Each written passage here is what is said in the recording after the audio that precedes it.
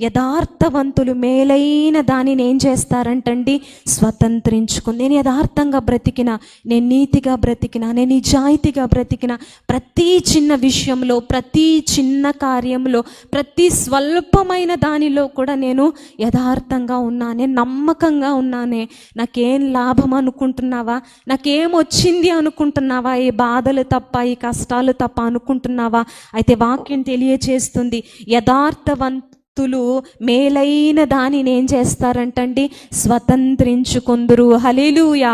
మేలైనది దేవుడు నీ కొరకు దాచిపెట్టాడండి. మేలైనది దేవుడు నీకు ఇవ్వాలని, శ్రేష్టమైనది ఇవ్వాలని, విలువ కలిగినది ఇవ్వాలని, మంచి బహుమానాన్ని దేవుడు నీ కొరకు దాచిపెట్టాడు. నీ యథార్థత, నీ భక్తి, నువ్వు చేసే ఆత్మీయత, నువ్వు దేవుని పట్ల చూపించే శ్రద్ధ, నువ్వు దేవుని పట్ల చూపించే నమ్మకత్వము, ఇవన్నీ దేవుడు కూడగొట్టుకొని ఒకరోజు యథార్థవంతులకు దేవుడు ఏం స్వతంత్రించుకునేటట్లు చేస్తాడంటది?